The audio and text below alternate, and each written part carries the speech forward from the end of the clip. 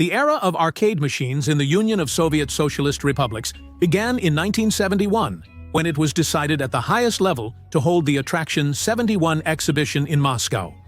The largest manufacturers from around 10 countries, from the United States of America to Japan, were invited to participate. At that time, the situation in the country was such that there was an opportunity to load heavy industry factories with something other than the production of pots and rockets. The exhibition was held in Gorky Park and Izmailovsky Park, both large attractions like roller coasters and various types of carousels, as well as smaller attractions that we all got used to calling arcade machines, were brought there. There were both pinball machines that had been tried and tested for decades, as well as all kinds of shooting games and video arcade machines, for example, with ping pong. For obvious reasons, the exhibition was a tremendous success. Soviet people had never seen anything like it before. Parks of culture and recreation had carousels, shooting galleries, and airplane attractions like those in I Walk Around Moscow. But there were no arcade machines in the Union of Soviet Socialist Republics until 1971, that's absolutely certain. Noticing the increased interest in the exhibition, its organizers, without much hesitation, bought all the exhibits that were brought in.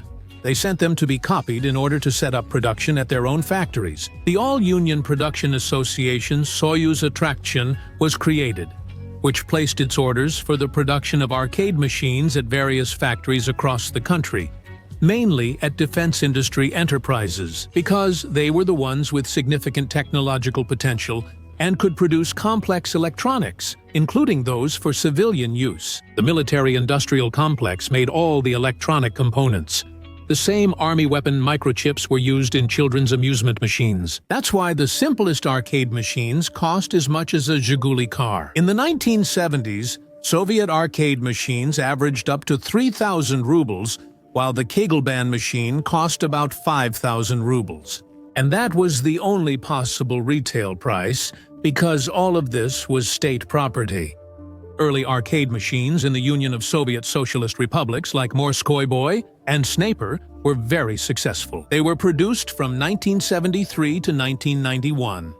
Production took place at factories across all the republics, and specific arcade machines were assigned to particular factories. For example, only Ryazansky Teploprebor made Cirque, and only Serpukov's radio produced Morskoy Boy.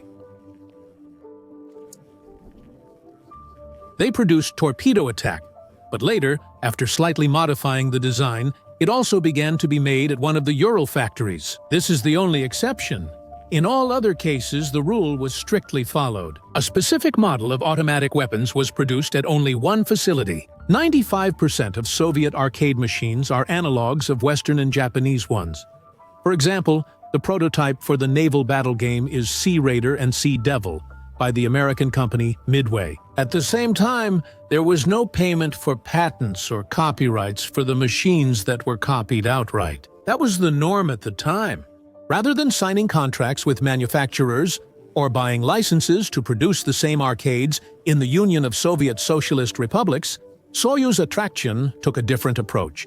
From about 200 foreign exhibition machines, they chose the 30 most popular and sent them to Soviet factories, where Western prototypes were dismantled, studied, and used to create Soviet arcades. Here's a vivid example, though not from arcade machines, but from the legendary Electronica handheld games, the most famous of which was the one where the wolf catches eggs in a basket at a poultry farm.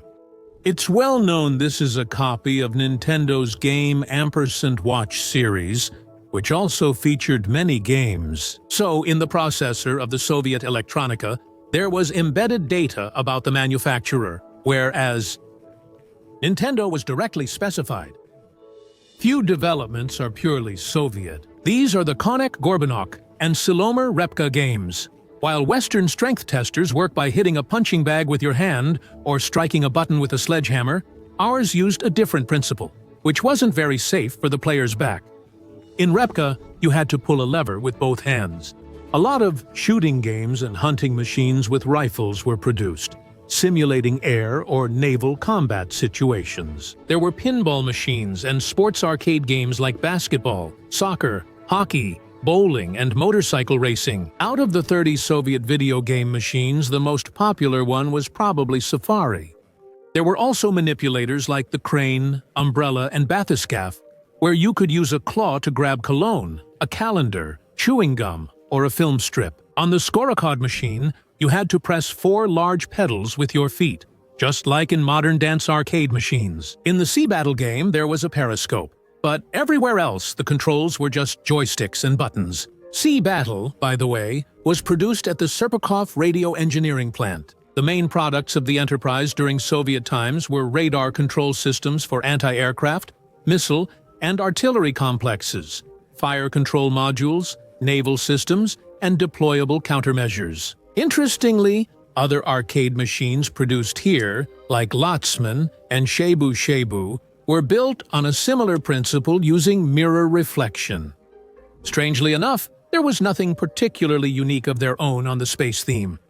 They produced a copy of the American arcade machine, To the Moon, where you had to perform a piloted landing, but it was unreliable, and in the early 1980s, it was discontinued. When playing Astropilot, you had to complete a simple route in a flying saucer, fly under a bridge, over a mountain, under a radar, and after circling a bit, land it on a special platform. The plot is simple, yet beautifully executed.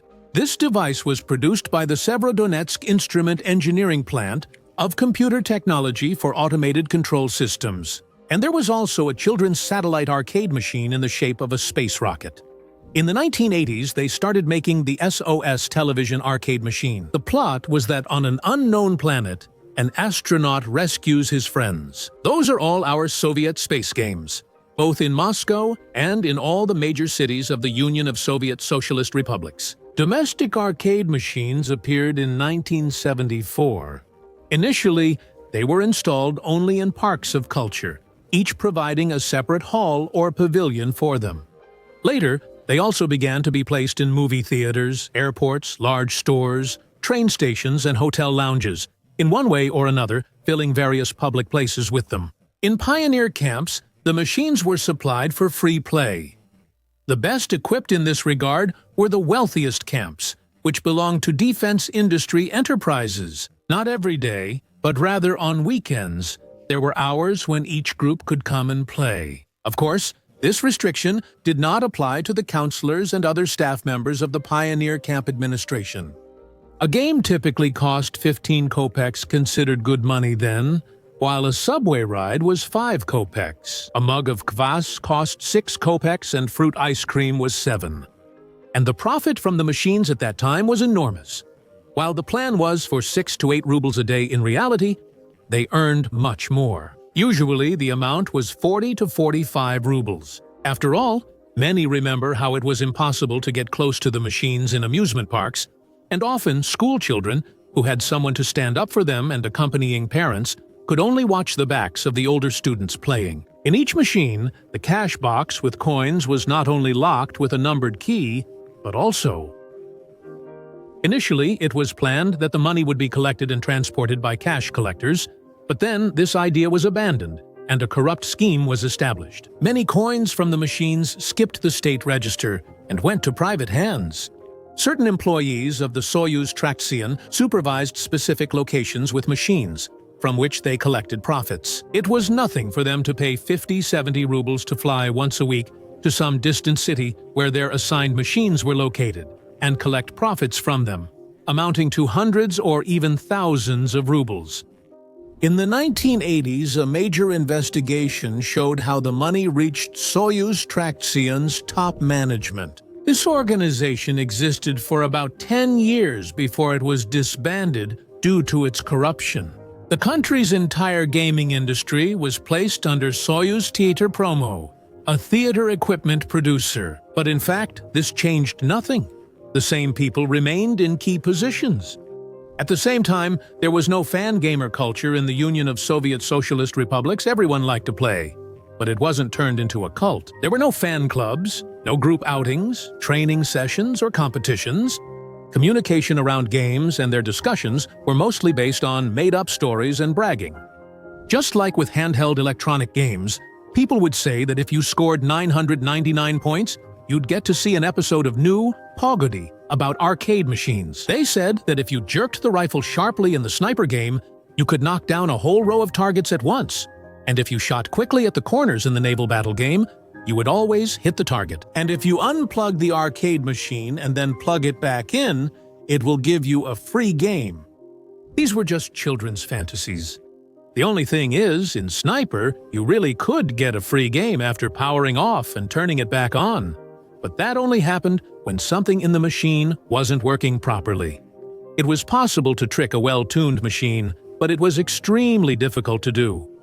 You could find a metal token the size of a 15 kopeck coin, but if it's made of steel, the magnet inside would attract it. It's specifically there to catch all the iron-containing junk that people throw in. The machines have a test start button, and that's probably their only weak spot.